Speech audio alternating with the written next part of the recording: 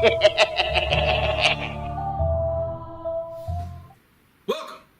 once again to another episode of the Throne of Angels video blog. As always, I am your host, Mr. Derek Osborne, here to show you a world in miniature. I like all the dramatic pauses. Pretty lame, huh? Well, I think so, but I'm just having a good old time with my hammer. Because, you know, all my friends are probably fast asleep since it's late at night, and I am filming in the bunker. Now, what are we filming today? Well, today we've got another unboxing. Friend of mine at Adepticon, Matt, he says, "Hey, Oz, you're doing a lot of unboxings. Here, have some stuff. Do an unboxing." All right. Well, we're unboxing the Showdown, or I should say the WreckAge Showdown. Burnt Sierra Gulch is probably, I think it's down here. Double check. Oh, it's right here. Burnt Sierra Gulch. Two-player starter. That's right. It's a two-player starter. He also shot me the core rulebook, which has the miniature and narrative RPG rules in it. It's got some fluff for the first 50 pages or so. I did a quick, brief page through. Sadly, I was unable to actually find time, since I worked this Adepticon once again, to play a demo of this game. So it is just going to be a true unboxing, as I have not had a chance to read the box. My travel schedule lately, or excuse me, the book. My travel schedule lately has been killing me. So, with that in mind, we're just going to break this bad boy out right quick, take a look at what is inside, and, well, you know, kind of do the unboxing thing. Outside of that, like I said, I did take a quick, brief look through on the core rulebook. This is a great little softbound book. Softbound books are awesome because, you know, they generally don't weigh a whole lot, and the small pocket size I like. Like I said, 54, 55 pages of fluff, and then the rules start in. It is a miniature and RPG game, right? So we've got this hybrid thing going on. You can play one, or you can play the other, or you can kind of throw them both together, because there are campaign rules in here somewhere in the back. You've got rules for a narrator, right? If you want to play with a GM, they call it a narrator. You've got encounter rules, and again, like I said there, yep, there we go. Campaign rules here in the back. That's on page 208. So, a meaty little book. Haven't had time to read it yet. My life has been full of work, but hopefully over the course of the next couple of weeks, since I'm not doing any traveling, I'll get some stuff painted. I'll get some rules read. We'll do some more unboxings. We'll probably even take a look at project, a handful of things that I've got going on over on the painting desk. We may even look at the new and improved bunker setup. I do have a new painting desk and table. As you can see, I've rearranged a bit. Have some things in different areas. I've got terrain up here now going on. And I've got a table over there. Well, it's a tabletop. The table's obviously right here, but the tabletop comes down and goes on top. So we got a place to play my games. So the bunker is coming along, and it is close to what I would consider a finishing point. But that's for another episode altogether. Let's dig into this bad boy right now, shall we? Once again, in traditional Oz fashion, we are centered up on our product and ready to roll. Obviously, we've got the rule book, our box set, two-player starter, and then our wonderful game mats provided by GameMat.eu. Check them out. Again, that's something else coming up here in the near future.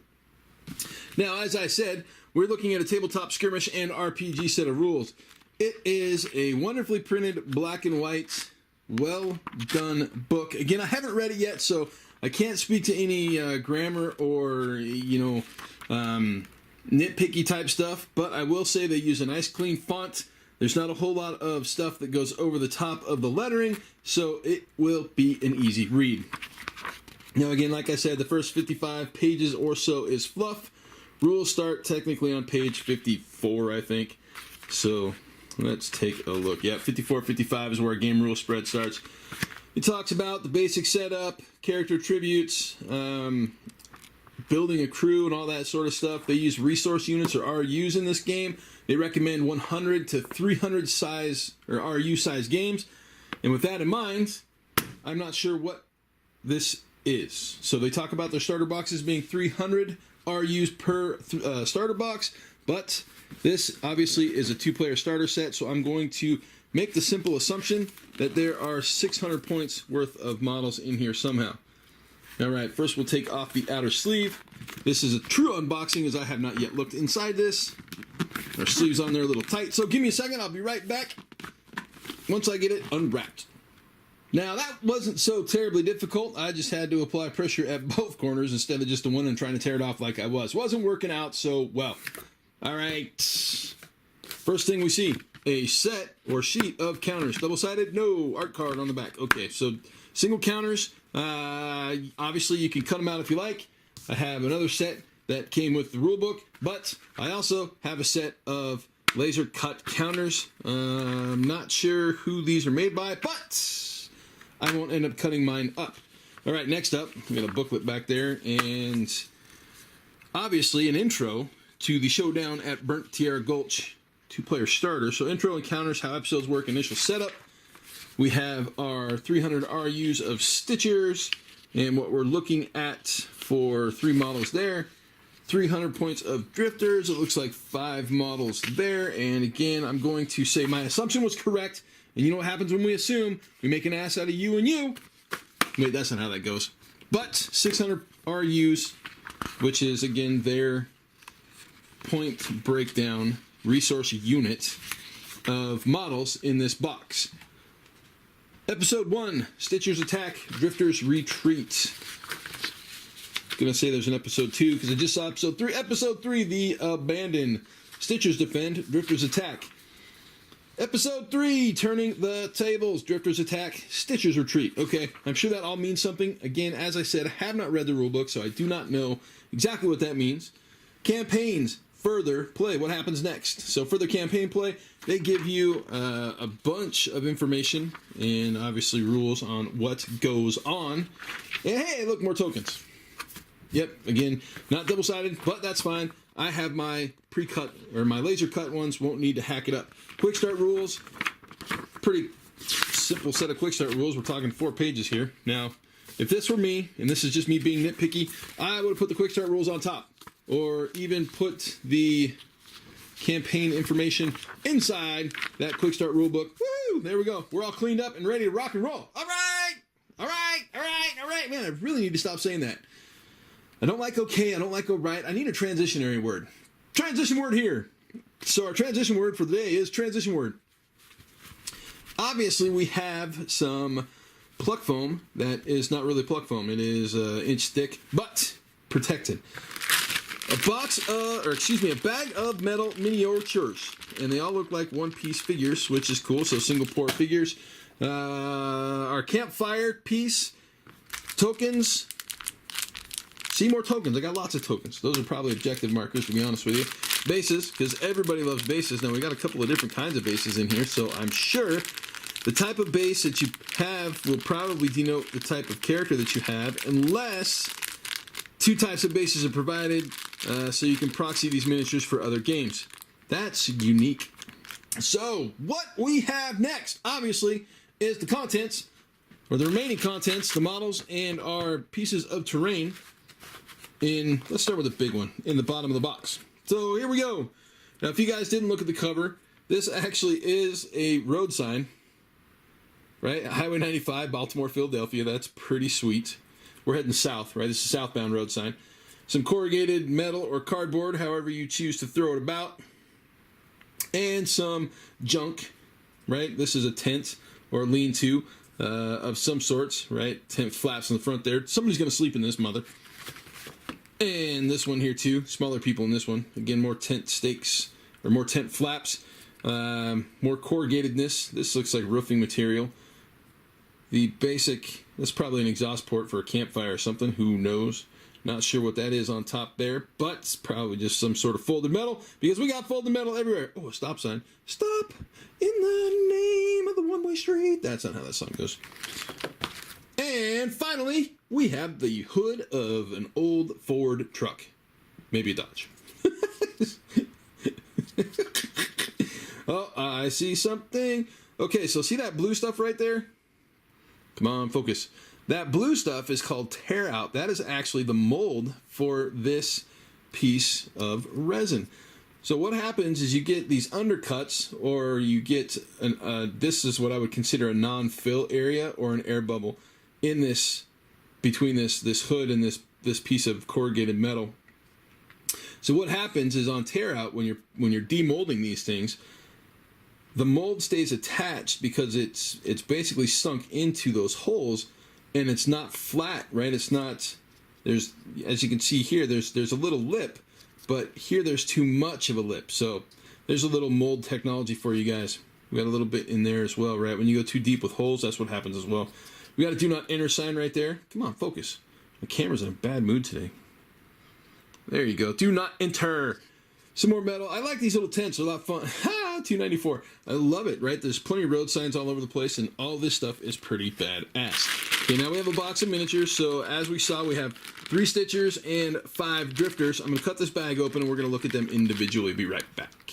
Now, for those of you who've been following along for some time, you guys all know that I am not one of those guys who nitpicks over sculpts and gives you my opinion on what I think of the models. I just want to show you the casting quality. So with this, first thing that I noticed, as I opened the bag, I dumped out a bunch of extra metal, and I've got flashing like everywhere, right?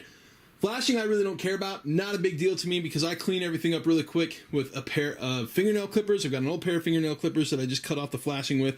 Flashing basically is just venting lines, right? 9 out of 10 times, what it is it's just a remainder of metal that is stuck in an area that has like a high detail or a high press area, so the metal can get all the way down into the mold area right on the core of the gun here. What is happening is they're wanting to make sure that we get metal all the way down to the end of the barrel of the gun. So they run a line. Basically, it's a vent line or tube from here to the base, right? The base vents out. This will generally vent out of the entire mold itself, and so you'll have metal that'll spin out of the mold. Again, same thing here on the end of the cape. Now, looking at the... Oh, excuse me. I do that sometimes. Now, looking at the detail of the model, it's a pretty decent little sculpt, right? I'll get some primer on this bad boy at a later date and take a look at them in general. But I have them laid out, I believe, to their 2 faction strengths, right? I believe we got the Drifters on the bottom, Stitchers here on the top. Oh, and I lied. Everything is a single cast model except for this guy. This guy is 2-part. He has an extra arm, and he is holding a skull with a vent. Man, he's holding a skull with a vent mark out the top, and look at that little spinal column. Now, why is he 2-part? Why? Because this comes off at a 90-degree angle to the body. There we go, focus. Sorry, guys. Like I said, my camera's in an angry mood today. So anytime that we have something that comes off of a body at more than basically a 10-degree angle, if it's not really close to the plane of the pour, we have to take and make it a second piece. So overall, looking at 2 guys in the box, I haven't seen a lot of mold lines. Now again, as I said, we've got quite a bit in the way of flashing, but realistically, I mean, you can just tear this stuff off yourself. You don't even have to use a pair of snips, but it cleans up better if you do. This one's stuck in my finger. That's nice. It cleans up better if you do. Like I said, I use a pair of fingernail clippers. But again, looking this guy over and just looking for simple mold lines, to me, mold lines are a big deal. Flashing, not so much. The vent tubes don't bother me because these are simple, easy cleanup, right? It's some mold lines. Say that when you get a mold line across like the face, right? When you get a mold line that goes from here and it goes up the side of the head, that drives me just freaking nuts.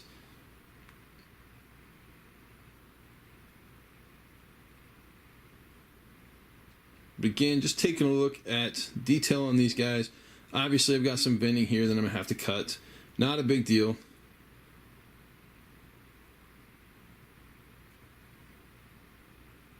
But overall, sculpts look pretty good. Now, this is something that drives me a little nuts. And that is when you get a weapon that is bent out of place. And that's obviously just generally due to shipping and the simple fact that this is a soft metal. And when it lays in a position for a period of time, right, regardless of how it is, it'll tend to bend. But again, looking for mold lines. I'm really not seeing any mold lines at all so far, which basically means these are probably part of the first batch or the second batch of models that were pulled. And again, the detail's pretty decent. Will you focus already? There we go. The detail's pretty decent. But again, no mold lines. Some simple vent issues. Again, as you can see on the toes there, got a couple of vents. Unless those are meant to be spikes on his boots. I don't know. Okay, again, we've got a bent weapon here. And while it is easy and simple to bend them back, I'm definitely going to say that is just due to the fact that they were all stuffed in a single plastic bag. Which, when you've got all that extra foam, you could just take the time to pluck a little bit of foam, and I understand that it's, probably one or two guys putting these boxes together, and time is always of the essence. So that's a call that you make on the back end, right? Do you have the time to do it up front, or do you just replace maybe a model breakage here and there? Again, these little vent tubes, not a big deal, but still a thing. Now again, I'm not seeing a single mold line that I'm going to have to clean off of this crew at all. I don't have to assemble them and show you what they look like assembled, because, like I said, with the exception of that one model, they are all single cast pours. So we got 300 points, or RUs and stitchers, 300 points in RUs for our drifters. I'm going to say, overall, that is that. So, there it is. Showdown at the Burnt Sierra Gulch 2-player starter set for WreckAge. That's all the parts. We'll be right back with the wrap.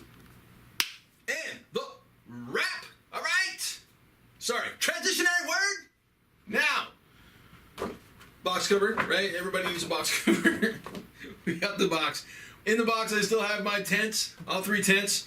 We've got plenty of tokens, right? I even have laser cut tokens. We've got our quick start rules in our 3 episodes to start our mini campaign. We've got bases. We've got all 8 of our guys sitting around the campfire singing Kumbaya, as well as a full copy of the Skirmish and RPG rules in this book.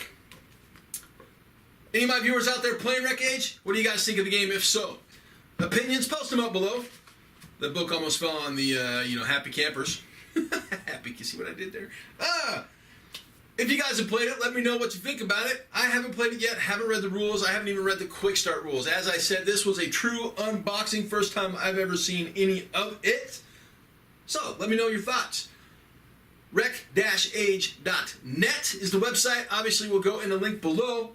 And with that, my friends, we'll see you guys soon. Hopefully better than 2.